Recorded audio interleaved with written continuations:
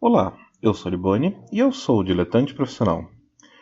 Faz um tempinho que eu quero começar uma série de vídeos sobre umas angústias do novo milênio, essas questões que ficam aí permeando a nossa vida atual, pós-moderna, contemporânea e etc. E então eu vou abordar vários temas nessa série, vai estar numa playlist. E o primeiro tema é sobre informação, jornais, mídia, e algumas outras coisas. E como eu acho que vai ficar um tema um pouquinho longo, eu vou dividir esse vídeo em duas partes. E nessa primeira parte eu queria começar falando sobre como era assim quando surge a internet, não quando surge a internet surge lá nos anos 70, 80, mas quando ela se populariza, começa ali no final dos 90 e no começo dos 2000 aqui no Brasil, e vira uma coisa cada vez mais acessível. A grande preocupação das pessoas era o que se chamava de era da informação. Então, as pessoas tinham uma grande angústia com a sobrecarga de informação. E especialistas falavam e alertavam, porque a gente saiu do mundo onde você tinha o jornal, a revista, talvez um livro, um rádio e a TV, que já era muita coisa, e você passa por uma escalada que não para e não está parando até agora. Que começa a internet, então você tem acesso aos jornais do mundo todo, você tem acesso a informações do mundo todo. Você tem ao mesmo tempo o barateamento dos métodos de impressão, então você começa a ter mais revistas, você começa a ter mais livros, mais, mesmo histórias em quadrinhos, assim, nos anos 2000 é quando você começa a ter o salto de publicação de histórias em quadrinho, que elas saem ali da sua, sei lá, 50 títulos mensais para um número que era quase impraticável. Você tinha um número.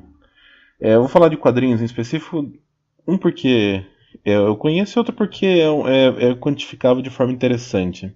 Você tinha um número de publicações que uma pessoa conseguia ler tudo que saía no Brasil, sem falta, e de repente ela não consegue mais, porque é inviável financeiramente e por tempo. Porque começa a sair muita coisa. Então você começa a ser bombardeado por novas revistas, novos livros, novos sites, é, novos canais de TV a cabo, que a TV a cabo também se populariza.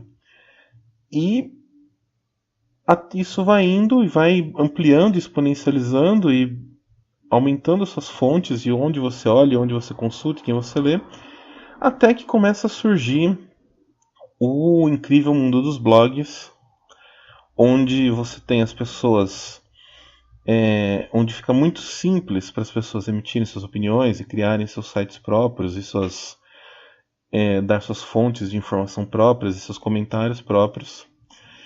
E depois dos blogs vêm as redes sociais. E a rede social é o momento que você tem, assim, talvez o ápice até hoje da, do bombardeio de informações. Você tem um monte de redes sociais para acompanhar e essas redes sociais vêm junto com um pacote de celebridades e sei lá o que você fica querendo ver, querendo acompanhar.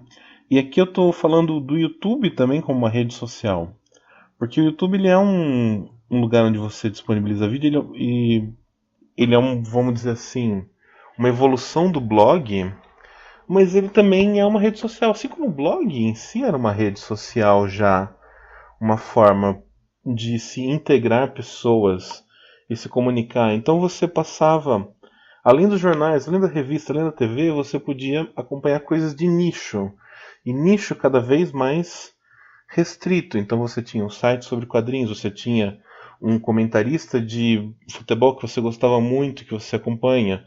Você tinha um especialista de tecnologia que você confia, você vê tudo que o cara fala. Você tem um crítico gastronômico que vai nos lugares que indique você quer ir também. E cada pontinho desse era uma coisa a mais para você acompanhar. Mas, assim, mesmo com toda essa informação, a gente ainda tinha um porto seguro. A gente tinha a grande mídia, né, que a gente chama, os jornais impressos, como um porto seguro. Ele era o lugar para onde você voltava quando você tinha dúvida. Se você via uma notícia em algum lugar, um comentário, uma coisa que você achou estranho, você ia lá no jornal e você via, procurava a fonte correta. E você entendia aquela notícia como certa. E você entendia a cobertura jornalística como a profissional, correta, ética. Então era o cara que te dava fazia uma matéria honesta sobre um novo produto, fazia uma matéria honesta sobre um fato. Ele dava a informação que ele passava por um trabalho profissional de apuração. Então, a grande mídia, o jornal, o rádio, a TV, eles eram pra gente a nossa referência do que é confiável. Eram a nossa última salvaguarda, a nossa última linha de defesa nesse bombardeio de informações. E em algum momento aconteceu uma quebra desses paradigmas que começou a acabar com a nossa vida e começou a gerar uma angústia muito diferente e muito mais complexa do que a simples o simples temor pelo excesso de informações.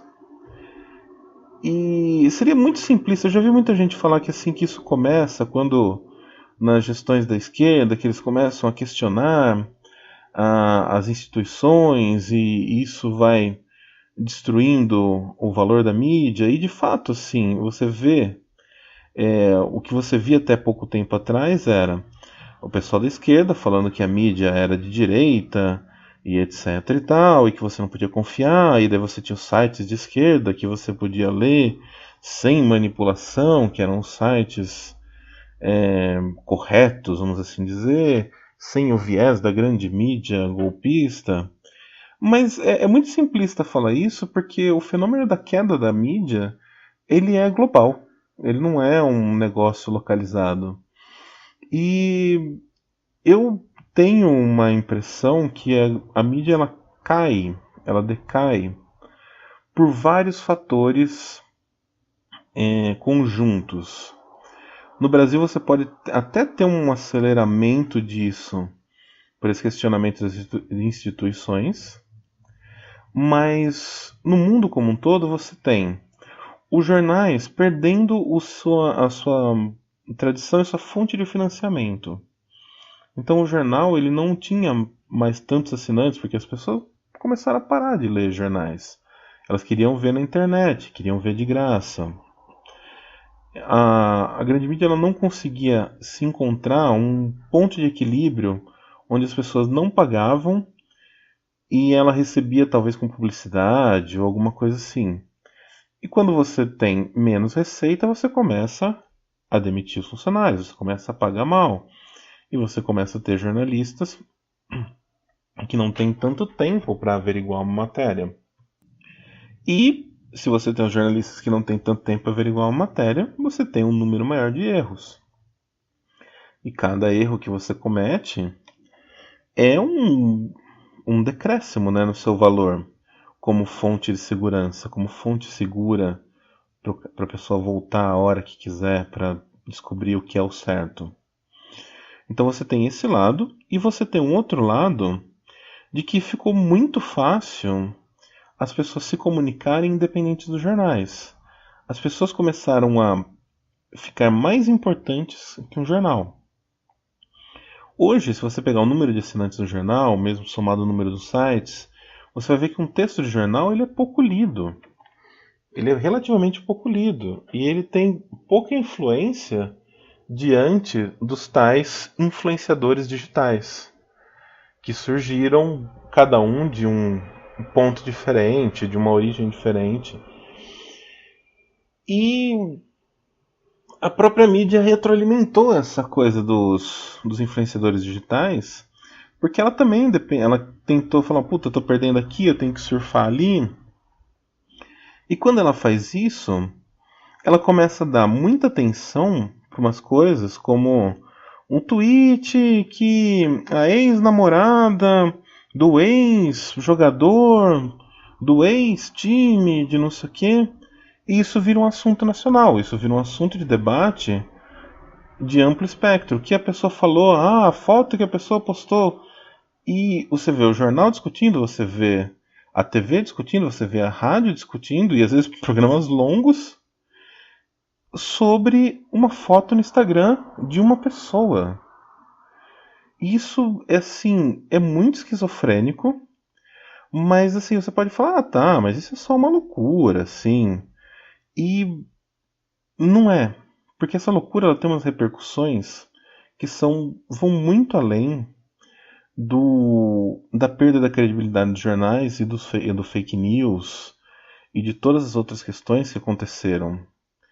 Porque quando o jornal perde a credibilidade, quando ele deixa a gente sem esse porto seguro, você começa a ter uma proliferação muito maior disso que a gente passou a chamar de fake news, das questões da pós-verdade, que é uma. O fake news seria uma notícia falsa espalhada como verdadeira. A pós-verdade, isso tudo a grosso modo, tá? Seria uma notícia falsa que é espalhada e vira verdadeira depois dela ser espalhada. E você tem os jornalistas caindo em fake news, você tem jornalistas caindo em pós-verdade, e você tem menos dinheiro para você investigar, porque investigar e verificar é caro, é difícil e é demorado. Então é um processo que vocês estão vendo como eu estou indo e voltando, porque é um processo muito cíclico, onde o jornal vai perdendo a credibilidade e as pessoas individuais, os comentaristas ou a fonte própria vai ganhando volume. Porque você chega num ponto onde para que um presidente precisa falar com a mídia? E isso é uma coisa curiosa que esse governo atual nos mostrou, que assim o Trump já fazia, né? Não é uma inovação, né?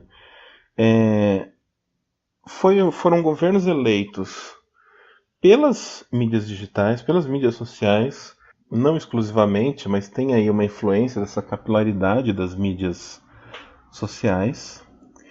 E quando o governo assume o poder, ele fala: não, eu não preciso falar com a imprensa. Eu já falo com o meu público aqui no meu Twitter, eu já falo com o meu público na minha live no YouTube, eu já falo com o meu público no Facebook, eu já falo com o meu público pelos grupos de WhatsApp. Então você tem uma nova questão em que você não vê mais as coisas pela ótica do jornalista.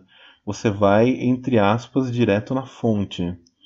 Você vai ver a notícia, vamos assim dizer, sendo produzida direto pela pessoa que realiza alguma coisa.